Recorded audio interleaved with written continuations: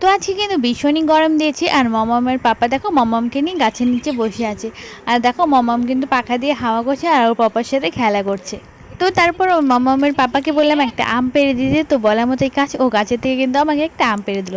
তো এত গরমে ও বসেছিল মমামের সাথে, আমি ভাবলাম ওকে কিন্তু কাঁচা আমের শরবত বানিয়ে খাওয়াই। তো তারপরে দেখো চটপট করে ও কিন্তু আমাকে আমটাও পেড়ে নিল আর আমি কিন্তু এটা দিয়ে একটা কাঁচা আমের শরবত বানাবো। তো এই শরবতটা কিন্তু চটজলদি হয়ে যায় আর খেতে কিন্তু খুবই টেস্টি হয়।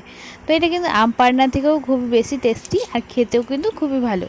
তো তারপরে দেখো এই গরমে কিন্তু ঠান্ডা ঠান্ডা আমের শরবত কিন্তু আমি বানাচ্ছি। তো চিনি আর লবণ দিয়ে দেখো একটা পিউরি বানিয়ে নিয়েছি আমের। তারপরে দুটো গ্লাসে দেখো পিউরিগুলো ঢেলে নিচ্ছি। তারপর এটাতে দিয়ে দিব অল্পটুকু লেবুর রস, তারপরে পরিমাণ মতন দিয়ে দেবো জল। তো জল দিলেই কিন্তু আমাদের কাঁচা আমের শরবতটা একদম রেডি। আর এখানে কিন্তু ফ্লেভারের জন্য আমি দুটো লেবু পাতাও দিয়েছিলাম। তো এটাতে কিন্তু একটু ফ্লেভারটা ভালো আসে। তো এর জন্যই তো চটপট করে দেখো 2 গ্লাস কিন্তু কাঁচা আমের শরবত বানিয়ে নিলাম। তারপর মামামের পাপাকে দিলাম, ও কিন্তু খেয়ে বললো খুবই টেস্টি হয়েছে। তো তোমরা কিন্তু এভাবে বাড়িতে কাঁচা আমের শরবত বানিয়ে খেতে পারো, একবার খেলে কিন্তু বারবার খেতে চাইবে।